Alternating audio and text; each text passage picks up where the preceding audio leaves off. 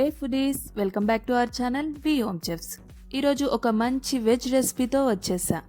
ఇలా నోట్లో పెట్టుకోగానే అలా కరిగిపోయే గుత్తొంకాయకి మంచి దమ్ బిర్యానీ ఫ్లేవర్ని యాడ్ చేస్తే అద్దిరిపోతుంది కదా.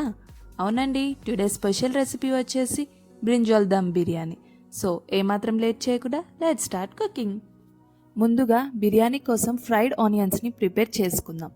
స్టవ్ మీద చిన్న కడాయి పెట్టుకొని ఆయిల్ని యాడ్ చేసుకోవాలి. ఆయిల్ మంచిగా హీట్ అయ్యాక సన్నగా కట్ చేసుకున్న ఆనియన్ని యాడ్ చేసి గోల్డెన్ షేడ్ వచ్చే వరకు ఫ్రై చేసుకోవాలి. ఏ బిర్యానీ ప్రిపరేషన్కి అయినా సరే ఫ్రైడ్ ఆనియన్స్ మస్ట్ అండి. ఈ ఫ్రైడ్ ఆనియన్స్ బిర్యానీకి మంచి టేస్ట్ని యాడ్ చేస్తుంది. చూడండి, ఇలా గోల్డెన్ షేడ్ వచ్చాక ఆనియన్స్ని బౌల్లోకి తీసుకొని పక్కకి పెట్టుకోండి. ఇప్పుడు ఒక బౌల్లో వాటర్ని తీసుకొని సాల్ట్ని యాడ్ చేసుకోండి. వీడియోలో చూపిస్తున్న విధంగా బ్రింజాల్స్ని కట్ చేసుకొని సాల్ట్ వాటర్లో ఒక 5 minutes సోక్ చేసుకోవాలి. తర్వాత వాటర్ని డ్రైన్ చేసుకొని బ్రింజాల్స్లో 1 cup curd, 2 spoons chilli powder, కొంచెం salt, 1 spoon coriander powder, 1/2 teaspoon garam masala, 1/2 teaspoon biryani masala, పుదీనా, సన్నగా తరుముకున్న కొత్తిమీర, 2 మిర్చీలని కట్ చేసుకొని వేసుకోవాలి.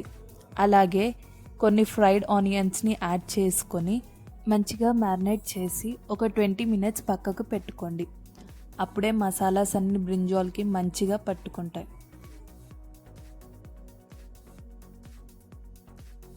ఇప్పుడు స్టవ్ మీద ప్యాన్ పెట్టుకొని 2 tablespoons ఆఫ్ ఆయిల్ని యాడ్ చేసుకోవాలి. ఆయిల్ హీట్ అయ్యాక all types of masalas including biryani లీవ్స్ని యాడ్ చేసుకొని ఫ్రై చేసుకోవాలి. ఆనియన్ని యాడ్ చేసుకొని ఫ్రై చేసుకోవాలి. తర్వాత 1 spoon జింజర్ గార్లిక్ పేస్ట్, కొంచెం పసుపు యాడ్ చేసుకొని పచ్చివాసన పోయే వరకు ఫ్రై చేసుకోవాలి. ఇప్పుడు మ్యారినేట్ చేసుకున్న బ్రింజాల్ని యాడ్ చేసి కలుపుకొని ఒక 10 minutes కుక్ చేసుకోవాలి. బ్రింజాల్ కుక్ అయ్యే లోపు బిర్యానీ కోసం రైస్ని ప్రిపేర్ చేసుకుందాం. వేరే ఒక స్టవ్ మీద బౌల్ పెట్టుకొని వాటర్ని యాడ్ చేసుకొని మసాలాస్, మిర్చి, పుదీనా, కొత్తిమీరని యాడ్ చేసుకోవాలి. వాటర్ని హై ఫ్లేమ్ మీద బాయిల్ చేసుకోవాలి. వన్స్ వాటర్ బాయిల్ అయ్యాక 30 minutes నానబెట్టిన బాస్మతి రైస్ని యాడ్ చేసుకొని కలుపుకోవాలి. అలాగే కొంచెం ఆయిల్, సాల్ట్ని యాడ్ చేసుకొని కలుపుకోవాలి.